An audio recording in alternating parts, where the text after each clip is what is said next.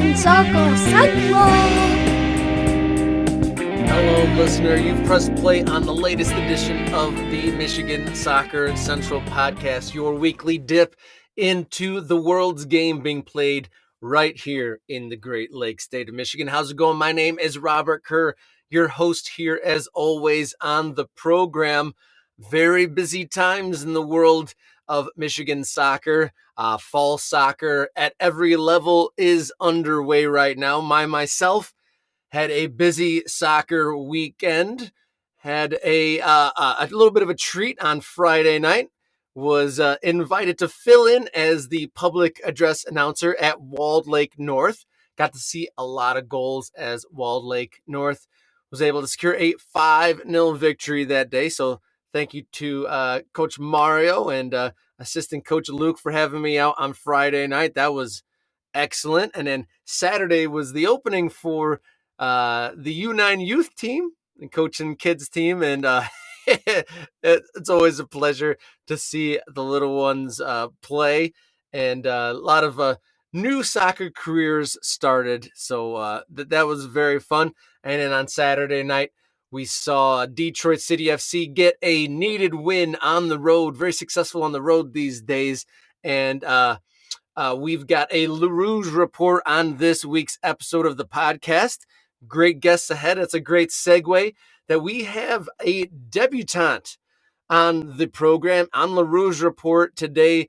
Our look and conversations with Detroit City FC players and staff. We have on the back of his debut professional start, goalkeeper for the LaRouge, Ryan Shellow, comes on the show, and we have a great conversation. Stick around for that. I really enjoyed chatting with him and getting a very unique perspective from the Detroit City FC camp. And then we've also got Coach Chad Wiseman from the Western Michigan Broncos, who look like they might be having another special season out there in Kalamazoo. They just ripped off 10 wins against, or 3 wins against Big Ten teams in the last 2 weeks. So they're off to a 3-1 start, and a lot of great things ahead, you'd think, for the Broncos. So please stay tuned and enjoy this week's episode of the Michigan Soccer Central podcast.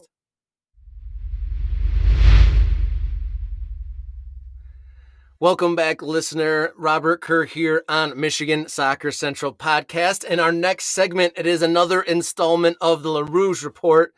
And this week, we've got a man who not only won Man of the Match honors, but it was his professional debut.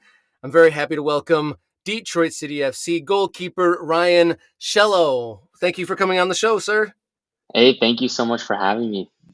So I wanted to start off with congratulations on getting the nod and getting some accolades as being the DCFC player of the game. With such a momentous occasion, we'll get to the game itself, but I wanted to ask you, how did you find out? How did you get the word that you'd be featuring in Saturday, September 10th game against the Colorado Switchbacks? So I've known for a little bit. The Nate Steinwasser, obviously the regular starter, he had a previous commitment that he had to attend to for personal reasons, and so I've actually known for a few months now, and so yeah, I've just been getting ready, been excited for it. So a while back, you knew that there was an opportunity for you. So has it all been has it all been working up to this trip, kind of mentally and in training? I mean, in a way, yes, but at the same time, a big part of like just being with the team is you want to push your whole way through, like I'm going to treat every week the same. The goal is to treat it the same no matter you're playing or you're not, because if you're not pushing yourself during the week, you're probably not going to be better, and you probably won't be at your best when you do get that chance. So I tried to treat it the same as just a normal week, maybe, but it can't lie and say that felt exactly the same. It does have an impact. So how was that day? I guess like how was the travel and what was the day like leading up to that? Travel was fine. We kind of have our set routine as a team. We get there the day before the game, have a little training session, usually go to wherever we'll play, get a feel for the pitch. And then the day of the game is always the same. Had some rough weather in Colorado Springs, so that was a little bit more of a curveball than a normal trip. A little cold and rainy Saturday all day. But yeah, it was all standard, you know. Okay, so the match itself, you get your professional debut on the road in some pretty unreal conditions. And for Yeah. anyone that didn't watch, the camera crew, whenever the ball went out, it would pan away to like the floodlights, and it just looked like sheets, almost just like a faucet was above Yeah. the field. Tell us about that. I mean, it's honestly it's one of those games that you kind of the ones you're used to when you're young, just wet, rainy. For me, it reminded me a lot of my college days. I played it in the Northeast, so a lot of cold and raining games. So the temperature must have been maybe mid 40s, windy, constant rain. It's one of those games where when you're in it and the adrenaline's going, it's honestly one of the most fun conditions to be in. But at the same time, it really does have an impact on the game, on how the ball moves for me as the goalkeeper. How if maybe don't try to catch the ball, just punch it away.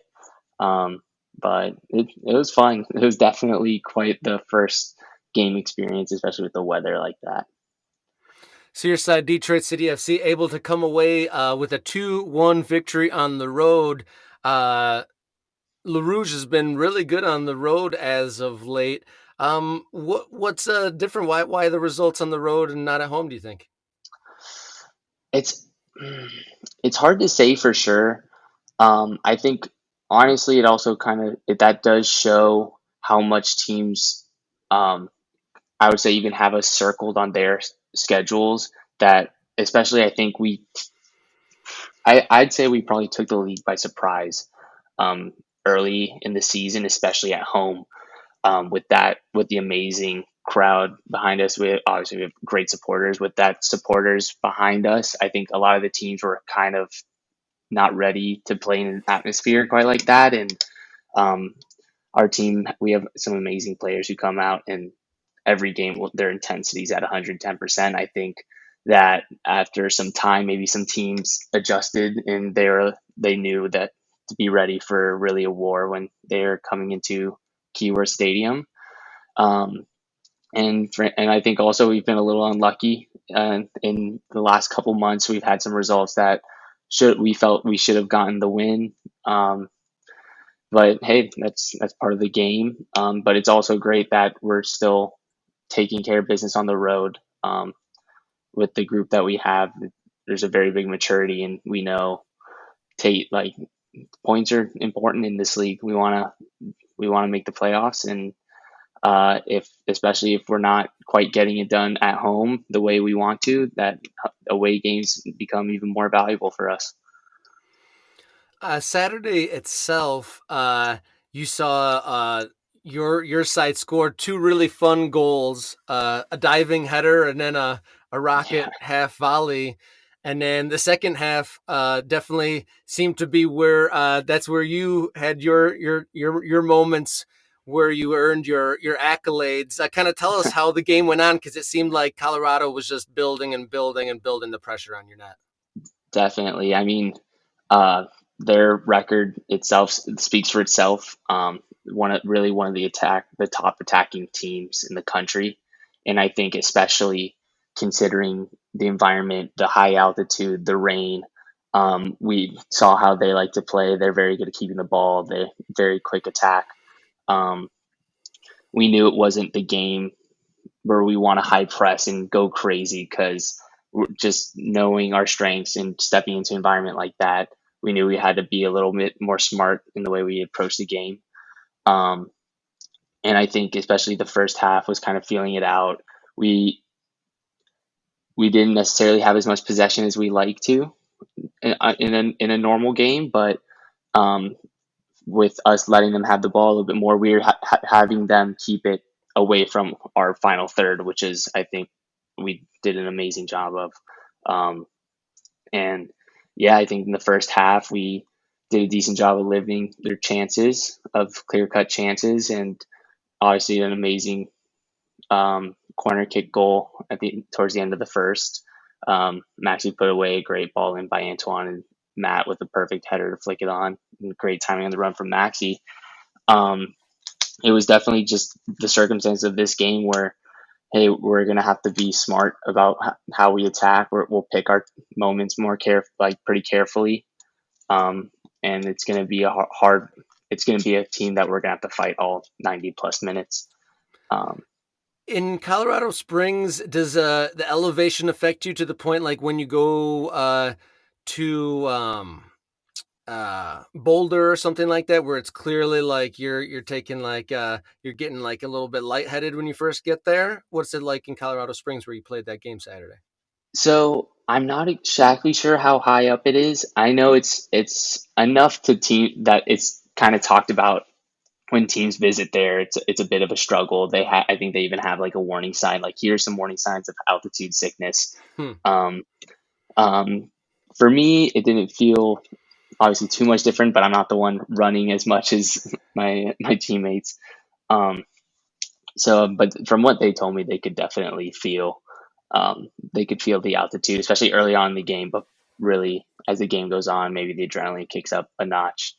But yeah, it definitely plays a role when teams travel to Colorado Springs. You made a number of saves there that kept Colorado at bay. They eventually broke through right at the end, but you'd held them out for long enough to see out the win. Was there any saves in particular that like really got you fired up? Um, there's one in, I believe, around the 80th, more or less, off a corner kick that he headed it down. I was able to dive to my left to keep it out. That one had me pretty fired up. But to be honest, I thought our team did just such an amazing job of limiting their clear cut chances. They had a couple, but none were they're mostly contested, like difficult shots for one of the ones they wanted to take. Um, and that just showed to like just the effort everyone put in that game. Whenever you can make your goalkeeper's life easier, it's just better. That's how you know your team is performing great defensively, especially. So you were kind of telegraphed that this was going to be your game, and that Nate Steinwasser, the goalkeeper who's played all the games leading up to this moment, did they kind of instruct you to play in the same vein, like passing and instructions and stuff as Nate, or was it kind of like do your thing and adjust accordingly? Um, so I'd say it was more of do my own thing. I think Nate and I do play. We're both goalkeepers who like especially with our feet. Like I enjoy playing with my feet. Obviously, Nate is probably the best goalkeeper in the league with the ball on his foot. There's very few who are at the top there, and I do rate myself of being a decent goalkeeper with his feet. So, but however, it was probably more so just because of the opponent.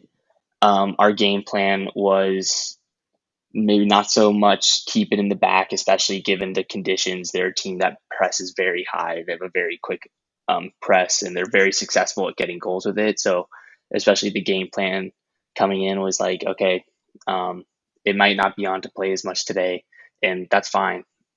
If we got to kick the ball up and fight for it up there, that's fine as long as we're not giving them easy goals in front of our net. We'll work with what's in front of us, you know. So I guess more the game plan was maybe we'll not keep it as much as we regularly do in the back. That makes sense, especially like you said, you weren't quite sure how the altitude was going to affect you, and then they were definitely aggressive and very quick there on their front line and their press. So that seems like a very sound adjustment. Um, So up to this until the season, you came in March, and then you got your first start here later on in the season. What have you learned being a pro up until this point? Only being involved in like the training aspects and being with the team, obviously not getting the starts. Like, what have you Hmm. learned up until that point this year? Um, it's it's difficult. It's really difficult to essentially kind of be a practice player in a way. Um, for the guys that don't play as much, I think it really, however, like it's not like here's the team and here's the guys that don't play. Especially like at this team, especially there's such a very good intermix within the squad, um, and a lot of the guys that don't play are really like using their trainings to try to prove themselves still. So it's definitely difficult to not playing games because we're all here because we love to play, and there's nothing that beats playing in a game. Um, but the patience, especially that's I've learned to deal with in my last two seasons, I think will help me for the rest of my life. And especially the when you don't necessarily when you have to wait such a long time and work so hard for such an extended period for to get to an end product that you want to get to, um, it kind of just uh, it helps you feel like what you're doing is right. Like doing this, I'm being patient, I'm keeping a good attitude, and it'll work out. And having some reward at the end of it. No, no, you know that you're on the right path, so to speak. Exactly. Yeah, I would say so. And then, so that being said, what do you think that you most learned from your game on Saturday? Honestly, it just gave me uh, probably a confidence that I haven't felt in a little bit, and it was kind of almost like validating myself in a way that I know I can play at this level. Um, I can be like I deserve to be here. I deserve like I love to play. I wanna be on the field, and I know that if the time comes where I can be on the field, like I know I can. I'm not a liability. I can bring value to the game, value to my team, and be there for my teammates. You hail, if I believe it's correct, you hail from Florida, and then you went to college in the Northeast, and then you spent some time in Tucson. So the Yes, Midwest and Michigan itself is very new to you, right? it is. Yeah. What is something that you've been here since March? What is something that you've learned about this area that you didn't know before you lived here? Honestly, I've never spent time up north during the summer months before, because usually in college I would um, be home for the summers down in Miami. Um, I've never spent a summer up north, and it's beautiful. I never realized just how great it is up here. At all my summers I've spent in the southern United States, whether last year I was in Arizona, which was brutal. Pro- Training in 100 to 110-degree weather was not fun, and then Florida itself is also not, the summer aren't isn't the best time to be in South Florida. Um, but I've really enjoyed it. I love Detroit. I love the area. I can't wait I would love to check out other parts of Michigan. I wish I was now that it's getting more into fall. I guess I still could, but I'd love to see more of the state itself and the area.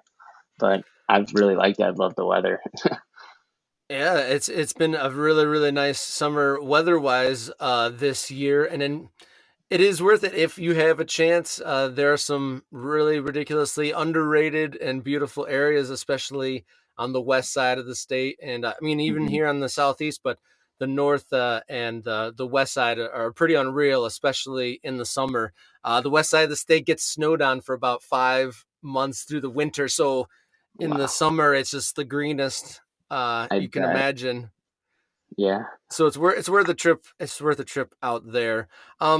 What's something that you'd want the La Rouge, the Northern Guard, or just the fans in general to know about you, Ryan Shellow, that they may not know?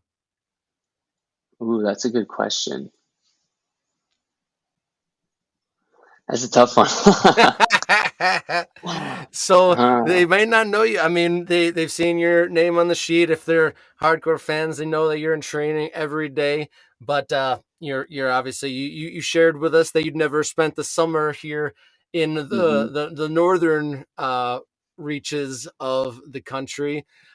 Is there a hobby or if you can't think of something like that, what is a food that you like that you haven't been able to find yet? Ooh, now that's a good suggestion. I've been able to get a lot of the good ones I love. Haven't found. I'm a huge food person. One of my favorite things is to do kind of my free time is my girlfriend and I will cook foods and try out different restaurants.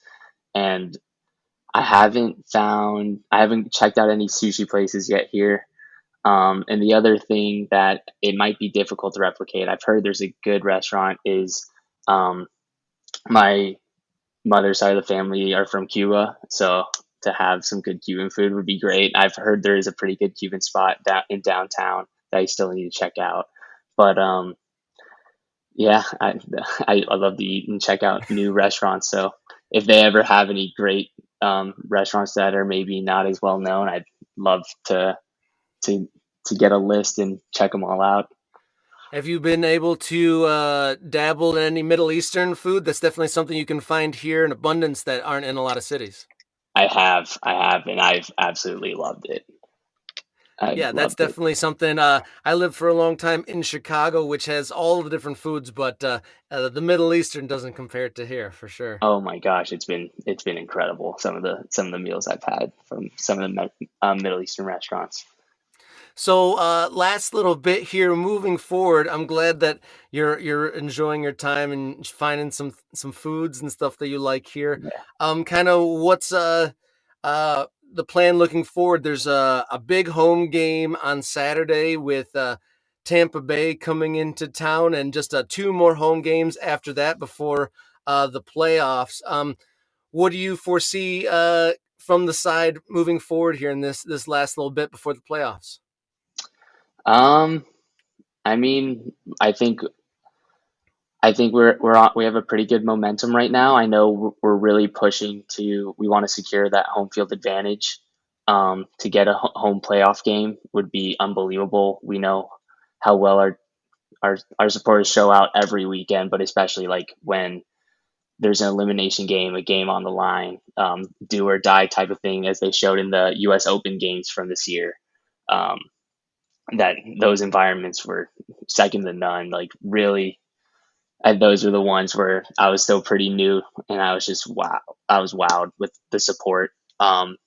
So we just want to keep the momentum going off a win. I think we want to have a better showing this weekend when we play the Rowdies than when we played them the first time.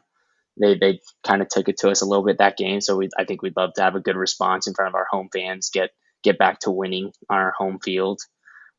Is a big goal for this weekend. And yeah, we're excited. We think this last stretch is a time where we can pick up some good points. See if some of the guys were competing for that, maybe 4 through 6 or 7 in the playoff runs. They can hopefully drop some points that we can take advantage of. So that home playoff berth is definitely like the carrot that's being dangled right now to keep pushing. Definitely, definitely. I mean, playoffs in itself is as we make playoffs, we'll be pleased, but definitely the home playoff game is what we're pushing for sure. Well, Ryan Shellow, goalkeeper for Detroit City FC. Congratulations on your appearance on Saturday and the accolade of man of the match, and all the best moving forward. And thank you for joining us here on the Michigan Soccer Central podcast. Awesome. Thank you so much for having me. Welcome back, listener. My name is Robert Kerr, back with you here on the Michigan Soccer Central podcast. We're now going to change gears and put a little bit of a spotlight on the college game right here in the Great Lakes State. After dropping their first game against a very tough Butler, Western Michigan Broncos have ripped off 3 impressive wins over Big Ten opponents. To talk about his team's hot start, great last 9 days, and kind of what he's done over the last decade at the program. I'm very pleased to be joined by WMU Bronco head coach Chad Wiseman. Thank you for joining the Michigan Soccer Central podcast, sir. Yeah, excited about it. Thanks for having me. Looking forward to talking about some Bronco soccer this afternoon.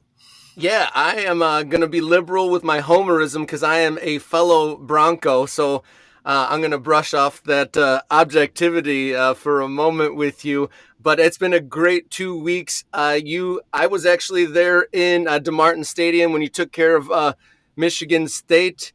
Before that, you had another Big Ten victory, and then, or actually, that was your opening at Michigan State. And then a dramatic win at Wisconsin, and then a 3-0 win over Northwestern over the weekend.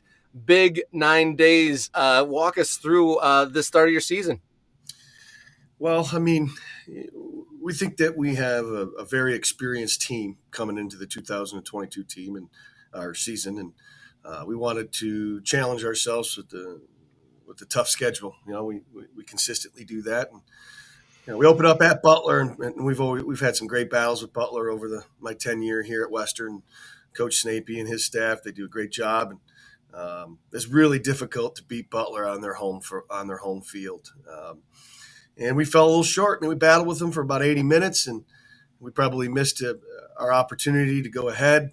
We created a really nice chance by Landon Fisher. Keeper made a great save. A minute later, we're taking the ball out of the back of our net. And we dropped that result down the road. I think we were pretty disappointed, but you look at what Butler's done since, and they've beaten Marshall. They got a tough game coming up with IU, but they're ranked in the top 15 of the nation, and they look to be the real thing this year. So that probably won't go down as a bad loss, that's for sure.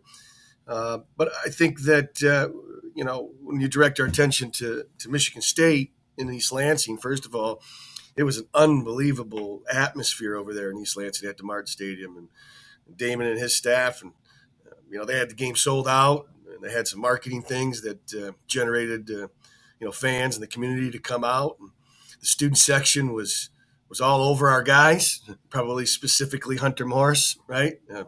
What can you say about Hunter? He's a 3-year starter at Michigan State, got his degree there, and COVID has granted him an extra year, and so he's over here at Western as a grad student, but that won't take away from his time at Michigan State, that's for sure. But when we went to kick off, I mean, we've had some unbelievable games at DeMartin Stadium against the Spartans, right? And not just the soccer games, but the atmosphere. We go back to 2017, our Sweet 16 matchup against them.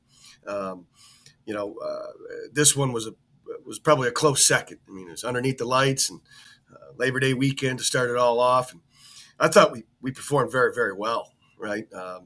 We handled the environment, and I thought did a very good job of controlling the game. I mean, listen, that's the second straight year that we've played Michigan State, and we haven't allowed a shot on goal for the Spartans. And I think that's saying something, and I think you got to give credit to our defensive efforts there.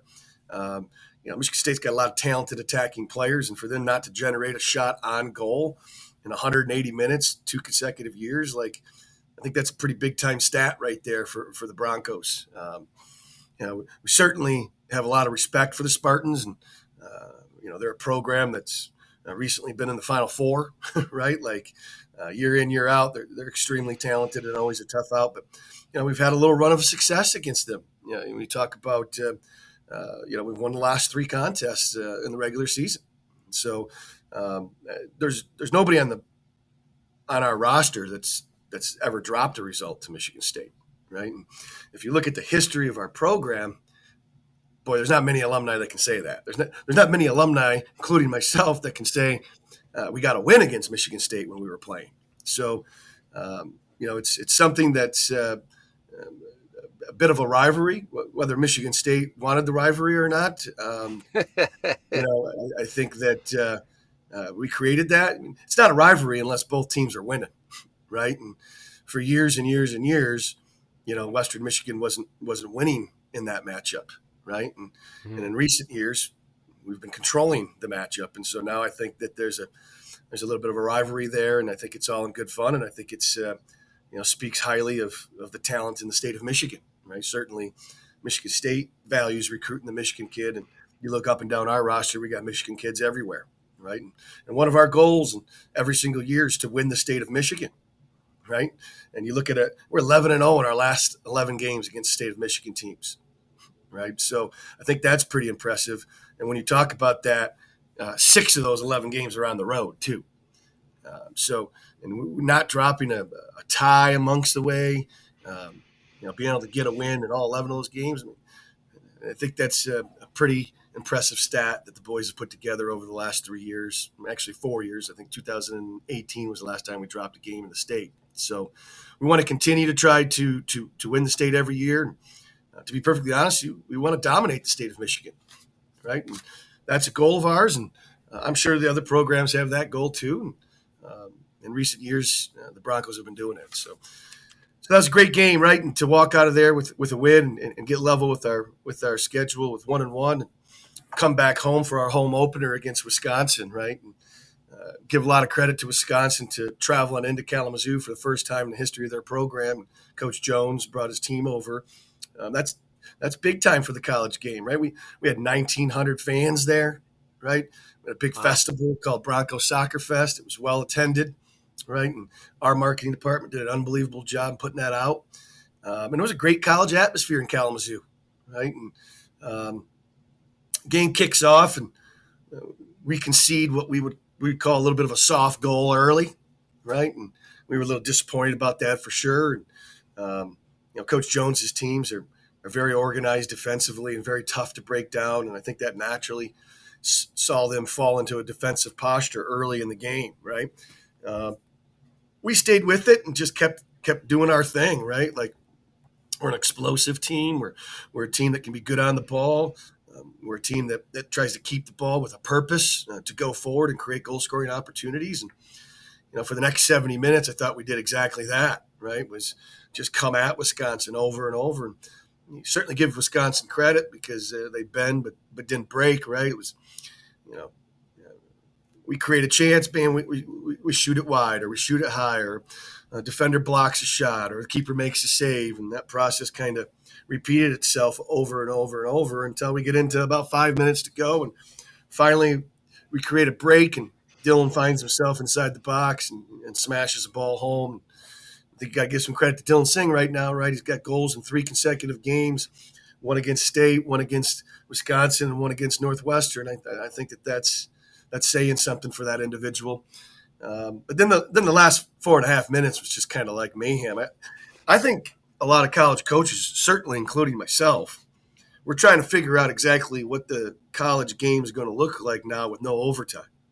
And we're extremely disappointed that the overtime has been taken away, right? And, the NCAA will tell you that that the players are the ones that decided that, but nobody in a Bronco uniform voted for overtime to be taken away. That's for sure.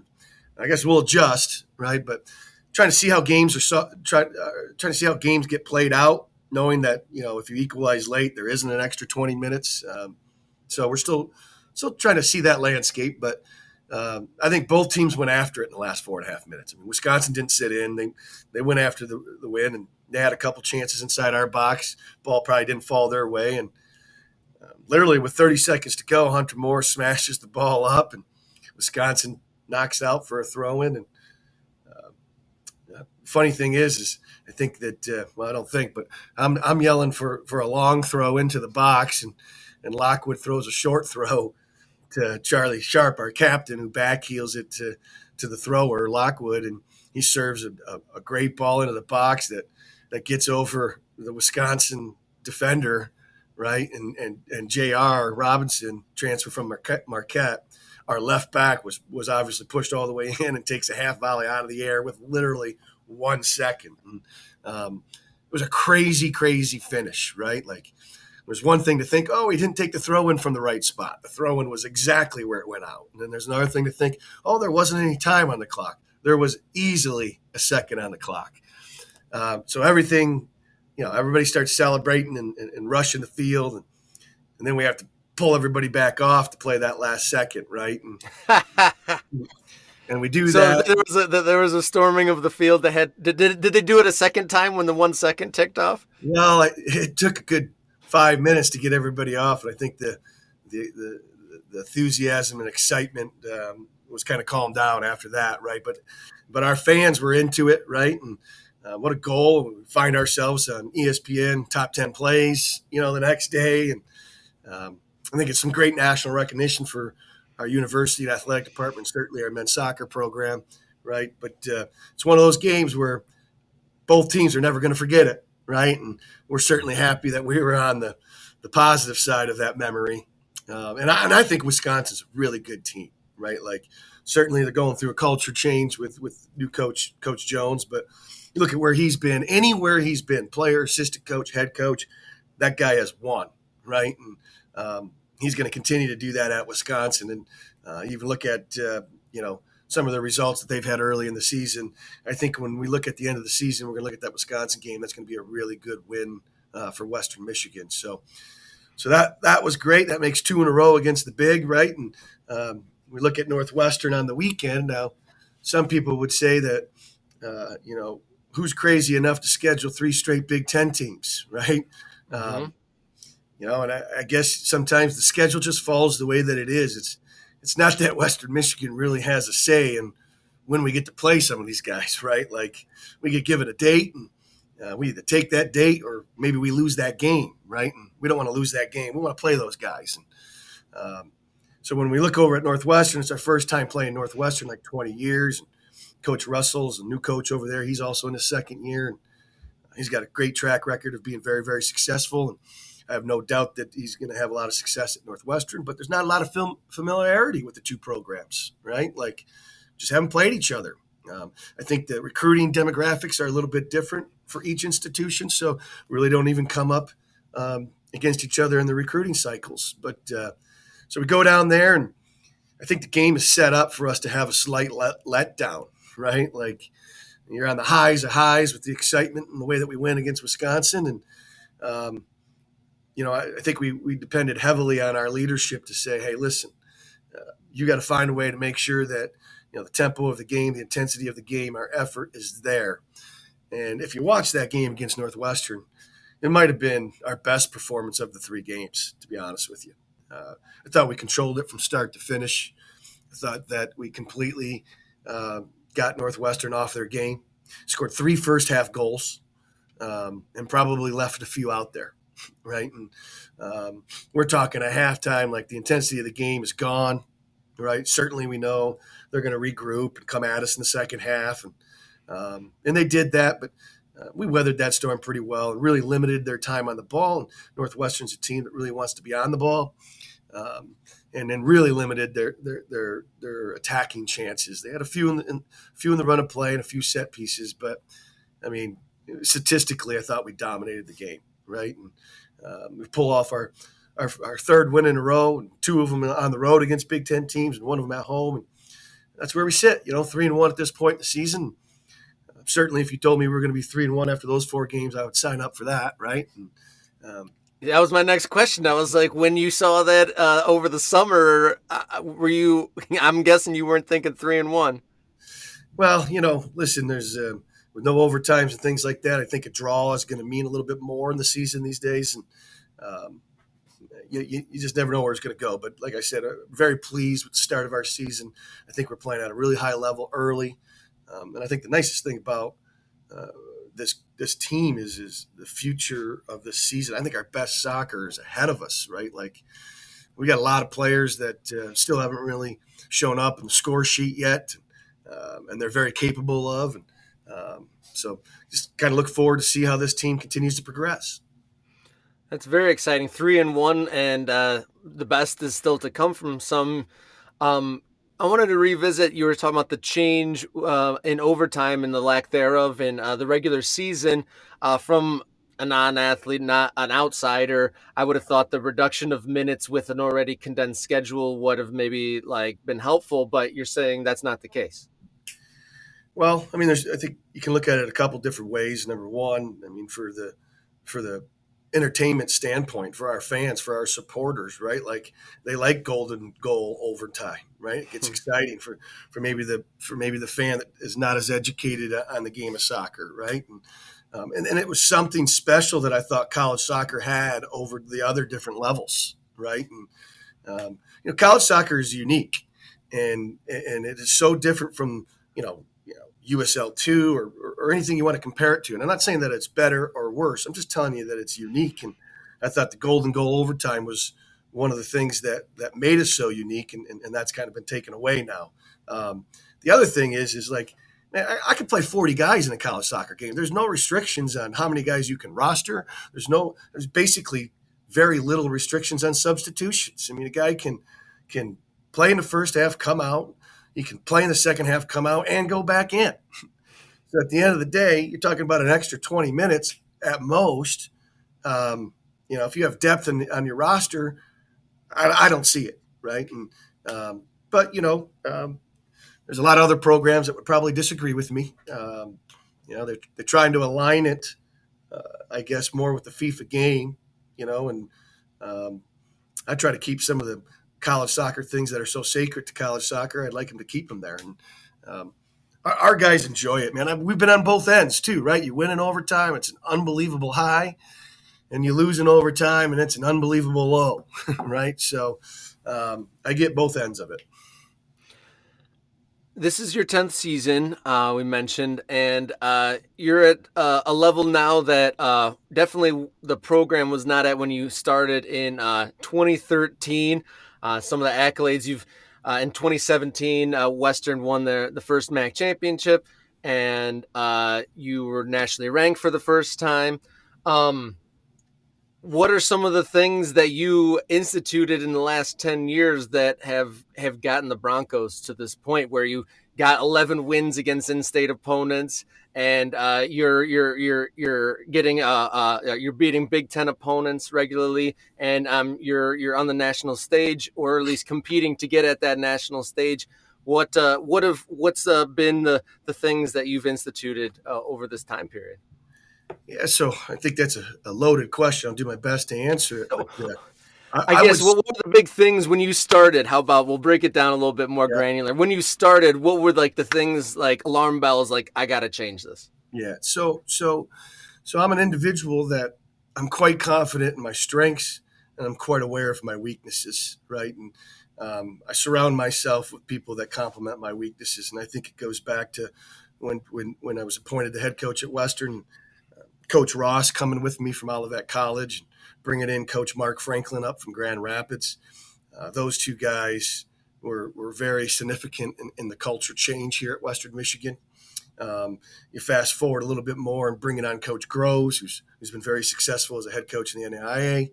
And now when you talk about, I got Coach Lyons here. Coach Lyons is one of the very best young coaches in the entire nation right now. You've seen him a little bit in the summer circuit, right? And the success that he's had with KCFC. I think what he does is certainly special. And bringing on Coach Haynes, a 10-year head coach on the women's side. He's got a lot of knowledge. And I just continue to surround myself with awesome, talented coaches within our program that can, provide our student athletes with development opportunities that maybe that my skill set doesn't allow me to, right? But I can still focus on what I'm good at. So I would start there. I think we've been very, very lucky to have some awesome assistant coaches work with us.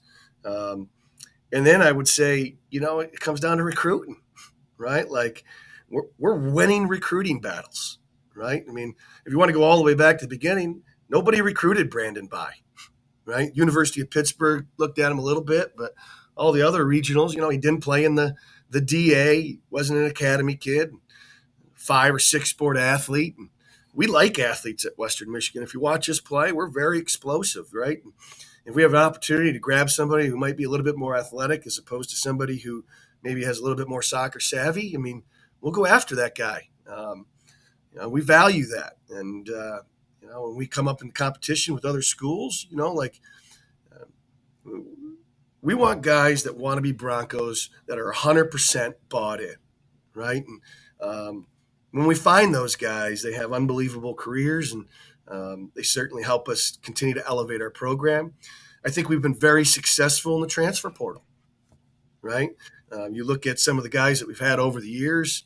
Some of our very best Broncos have come through the transfer portal. I mean, Nick Weissung was the captain at the University of Pittsburgh. He came here for 2 years, was our captain way back in the day. Chase Rao was at University of Wisconsin. Sean Connerty was at Michigan State. I mean, those guys really got it started, right? Just recently, Brendan Skinner, our 2-year captain, graduated. He transferred in from Marquette.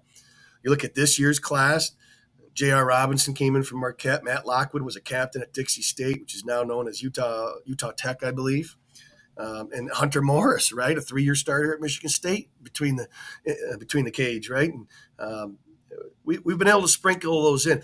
Our culture here at Western, like, we want the very best players to come in. The players that are in our program know that, and they welcome those guys to come in. They welcome their experiences. They welcome, the talent that they have to be able to come here, even so be it just for a semester or two, right, depending on where they're at in their eligibility form. And so I think combination of assistant coaches and maybe how we recruit and the type of player that we recruit, we're in a unique position, I think, here in Kalamazoo too, right? Like, 45 minutes is Grand Rapids. We're halfway between Chicago and Detroit, and there's a lot of talented players in those areas right there, right?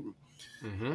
I think that we're fortunate that the state of Michigan is extremely talented with youth soccer. So maybe a player or two goes a different direction, but 3, 4, 5, 6 in the state of Michigan are still pretty talented, right, and can make a difference. And then I think we created an atmosphere within our program too, and a culture within our program, if you will, where we hate to lose more than we like to win, right? And that's got to be an everyday thing, right? You can't just say that. That's an everyday thing, and we don't care what the name says on the jersey that we're playing. I mean, we're prepared and we're confident because of our preparation for each game that we can go out there and we can win the game. And we fully expect it. Every single time we step on the field, we fully expect to win. Right now, obviously that doesn't always happen, right? But I think that's a confidence, that's a preparation that I think that tells you a little bit about our student athletes, right? And listen, one of the things I'm most proud about, I mean, last year, right, 32 guys, we posted a 3.62 team GPA, right? That's number 2 in the nation for Division I men's soccer, right? Now, obviously each institution has a different curriculum, right? And so I'm not here to debate whose curriculum is stronger, that or this. All I'm telling you is that there are some characteristics that go along with that stat, right? And we believe that those characteristics from the classroom follow them right into the field. I mean, we are a blue-collar team with talented players that go out and earn everything that comes their way, right? And that's important to us, right? And it's something that certainly our administrators value, but more importantly, our institution values, right? We want to win in the classroom just like we win on the soccer field, and the combination of both is awesome to be a part of, right? And, that team camaraderie was very visible and on display up at DeMartin when I got to see you guys play in person. I mean, the goal celebration, like, everybody celebrated all together. I'm impressed by the restraint of the student supporters section, because your Broncos went right in front of them to give them the business, and but that atmosphere was awesome. Kind of back on kind of like the decade in, and you're talking about winning recruiting battles within the state. Where would you say, on like kind of a bigger picture, would you say the average youth soccer player in Michigan is improving? Like, is that pool raising up? Is it widening? What does that look like right now? Yeah, I'll answer that in a second. Let me go back to the enthusiasm thing. So, as a younger coach earlier in my tenure, you're always looking to try to learn from other coaches. I remember going down to a clinic that Bobby Clark ran at Notre Dame, right, when he was the head coach there. He said something to me. He said, nothing good in sport will happen without enthusiasm, right? And he wasn't talking just soccer. He was talking about sports in general. And I think that's what makes college athletics so unique and so entertaining for fans. It is the enthusiasm. And it's not it's not something that's it's very genuine, right? Like they feel it, and you can kind of feel it if you're a supporter of the Broncos, and we certainly encourage it, right? Not only in games, but in training sessions and everything that we do. We're a competitive bunch, and with that comes a lot of enthusiasm. So that's kind of where I stole that, right? Coaches, they don't come up with everything on their own. I certainly won't take credit for everything on my own. Right? Some of the best things that coaches do is steal other people's ideas, and I took that one from Coach Clark, and appreciate him sharing that with me. I mean, that might have been 9-10 years ago. How do you instill the enthusiasm then? Well, you gotta create a competitive environment in everything that you do. There's got to be a winner and there's a loser, right? And then you got to encourage celebrations, right? Like you got to encourage them grabbing each other and celebrating together and realizing that they're accomplishing something, right? You got to be able to turn the page too, right? You can't dwell on it, right? You got to be able to turn the page, and I think we do a good job of that, right? You got to be able to celebrate your successes, right? You can't you celebrate them and you move on, right? And it's just like it's as easy as to be able to say you got to be able to learn from your failures, which we do, but we got to be able to move on from them as well. So kind of switching the mode here to the recruiting, I think that the youth soccer player, the domestic youth soccer player right now is way more talented than what it used to be 10 years ago, right? I think there's way more opportunities. I think there's so many more talented youth soccer coaches right now that have decided to basically do that for a career. There's a lot of different levels in youth soccer. I'm still definitely somebody who really values the high school game, right? Like, obviously, the high school game is not as strong as the club game, right? Like, but there are other things that an individual can learn through a high school season, right? And how to be an incredible leader, right? I mean, we recruit leaders to this program. Right? We tell everybody at day one, you better be a leader. You better find a way to lead. If you don't like leading, this is not the place to come, right? But I think you can really grow in that. Most times in the high school season, you're dealt the hand that you have, and you got to figure out how to make some of those players that maybe only play 2 months out of the year a little bit better, right? And, you can play your crosstown rival, and you can have 1,500 fans in the stands and all your peers, and that can get the juices flowing a little bit, and that's exciting.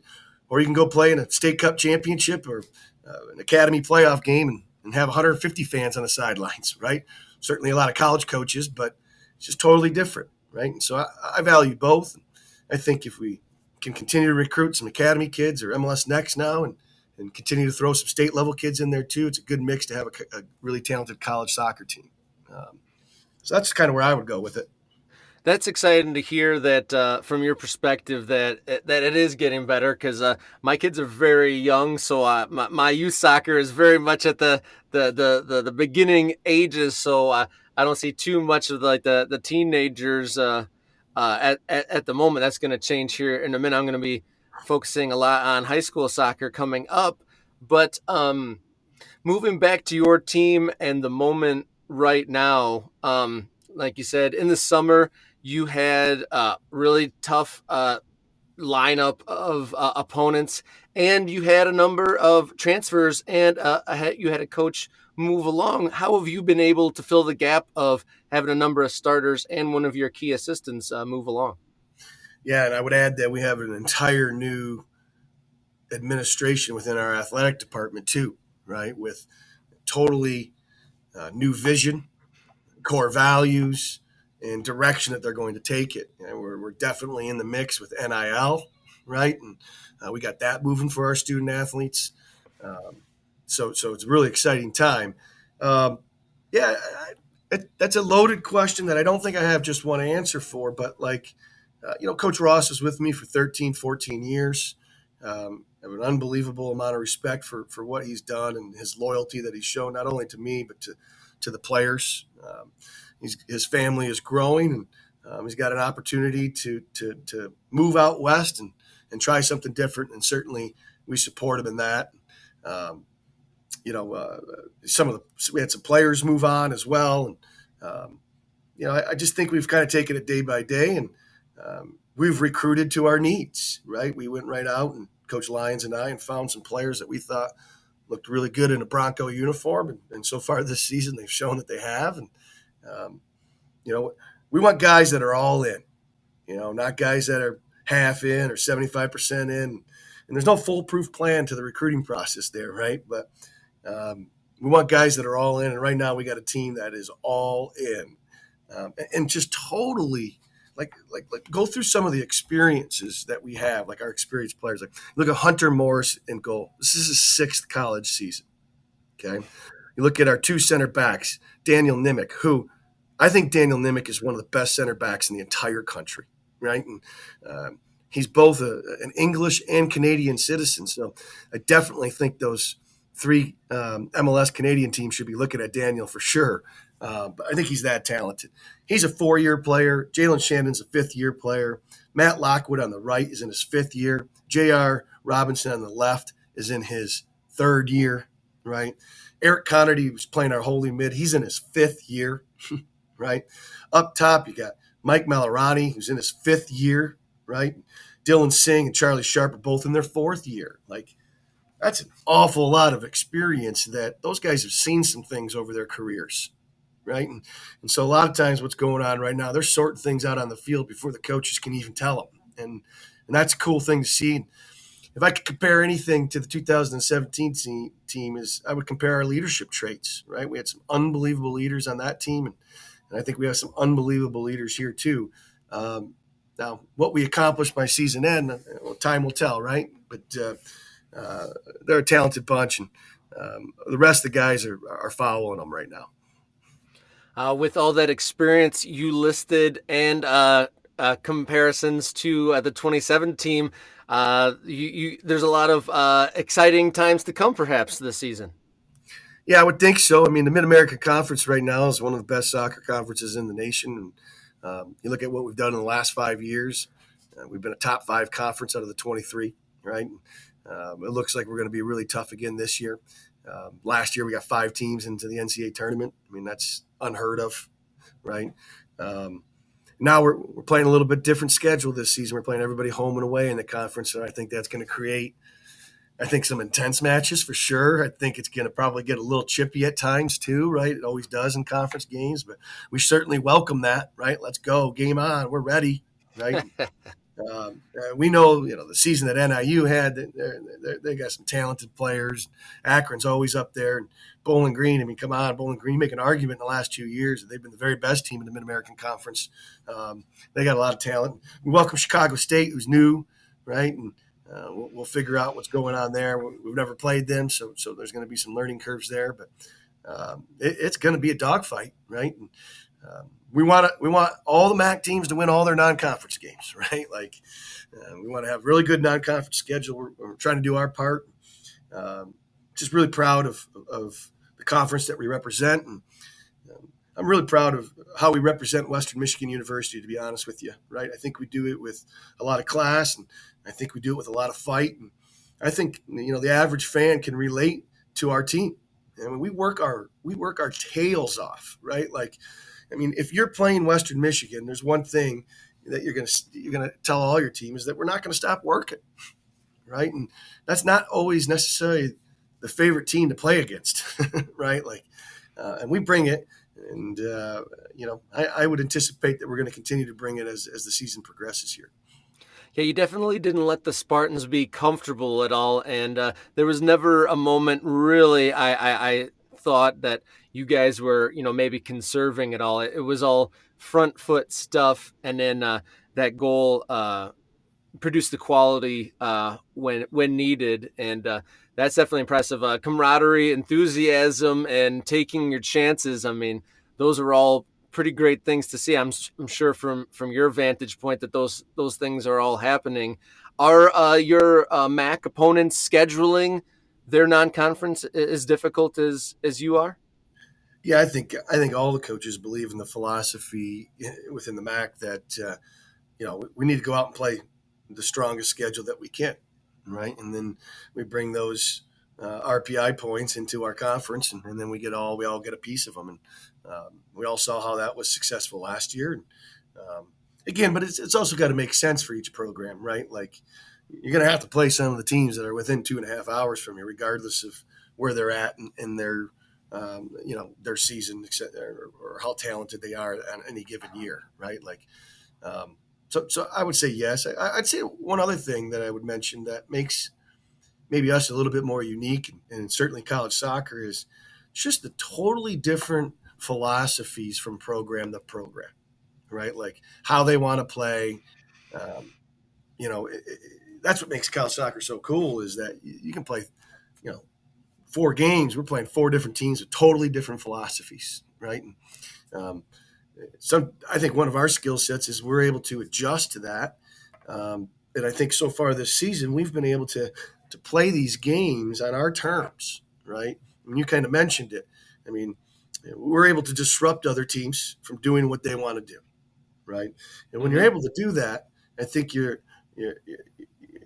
the rate of the success that you can have on the day goes up, right? And, maybe Butler. I think Butler did a really good job of probably installing their philosophy a little bit more than we did ours on the day. And I think maybe that's probably why we saw that result go that way. But the last 3 games, I think we totally got those, Michigan State, Wisconsin, and Northwestern. We got them off of what they were trying to do going into the game. Before I let you go, you got 2 more games this week. You have a road trip on Wednesday in Fort Wayne, and then you have a game at home at the weekend. What can you tell us in short about what you're expecting from those matches? Well, we play Fort Wayne tomorrow, and since Coach Gordon's been there for a couple of years now, we're going to continue to play them as long as he's there, right? We got a good relationship. He's in year 2, and so certainly they're going to probably be a little bit stronger than they were a year ago. He's got another year recruiting his players, installing his culture, his philosophy, et cetera, et cetera. And, going on the road is never easy in college soccer, right? And we're going to go down there tomorrow and put our best foot forward, and we fully expect to go down there and get a result, right? And St. Thomas on the weekend, it'd be nice to be back at home, right? We've only had 1 game at home so far this season. They became a Division I program last year, right, for the first time, and everybody's saying, "Hey, we can host you, we can host you," and we try to do good things for college soccer where it makes sense for Western Michigan, and one of those was, "Hey, we'll come to you," and Coach John was like, "Really? You're gonna come out to Minnesota?" I'm like, "Yeah, we'll come to you. Come to us the next year. Help him balance his schedule a little bit. I mean, we want to continue to grow programs. We don't want to see programs fold at Division I men's soccer, right? We want to see more programs come in, right? Give more, soccer players out there more opportunities to compete at our level. And we're not 100% familiar with St. Thomas. They're not 100% familiar with us either. So there'll be some feeling out there, but I expect to have a good crowd in Kalamazoo, and with the success that we've had, we'll probably have a few more people that jump on the wagon, right, and come out and check us out. And we always welcome that, that's for sure. So I expect both those games to be strong games, and continue to get us ready for what will be our conference opener a week later against NIU. Speaking of home attendance, when I was at Western a certain amount of years ago, there wasn't a big crowd going out to the games. And then you mentioned that Wisconsin game, there was a big publicity push, and you got a big crowd out there. Over your tenure, have you seen the average game attendance go up, and general attention paid to the soccer program go up? Yeah, from the student sure. body, I assume, especially? Well, the student body is a little bit challenging to get them out there, right, because we're not on central campus. But, when it makes sense for them, they come. The greater community has been fantastic. And it starts, our new AD, Dan Bartholomew, he's got a strong vision that we are here to entertain families and supporters, not just with the sport, but a full cycle of events. And we put on a Bronco Soccer Fest for Wisconsin, and all kinds of inflatables for young kids, and cheerleaders and dance team were out there painting faces, and a bunch of soccer activities and feeding people. And it was just great, right? And they stayed around for the game. And I think a big part of it is we got to bring in talented teams to Kalamazoo, right? Mm-hmm. People will come and check that out. And when you bring in a Wisconsin, people will come and check it out. In 2017, we brought Michigan State here. They had 30. We had 3,500 people for that game. And a week earlier, we had brought Michigan to the stadium, and they brought 2,500 people. So, if you can bring in some of these bigger programs to Kalamazoo, we have an unbelievable playing field. Right, I'll put it up there with anybody. It's beautiful. Our grounds does a great job. We got to continue to create events around our soccer game that people want to be a part of. That they feel they could bring their family, somebody like yourself, with your little kids, that you can be entertained. And that's part of our new administration's vision. And we got to help our administration execute that, right? But also we got to put on a good product on the field. And I think we've done that in my tenure, right? And we recruit locally. I mean, if you look at our roster, we're loaded with local players, and that obviously also installs, commitment from other local supporters that want to come out and watch those young men because they remember them in their high school seasons at Mattawan and at Portage Northern and Stevensville Lakeshore, and St. Joe, just to name a few, right? It's not just one thing, right? And that's what running a program is all about, which any head coach can tell you. You're always worrying about all the other things that make your program better.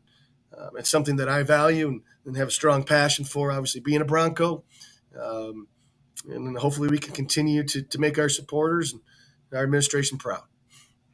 Well, great to hear you're getting so much support from the community and the administration out there and getting the results. 3 wins on the bounce. Lots more action to come, and all the best moving forward for the Broncos. Okay, thanks for having me. Coach, thank you so much for joining the Michigan Soccer Central podcast. All the best. Go Broncos. Indeed.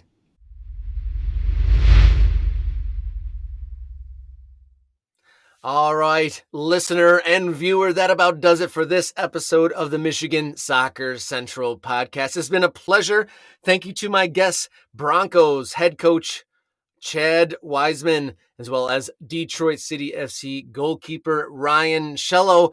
Excellent guests, as have all of our guests on the Michigan Soccer Central podcast.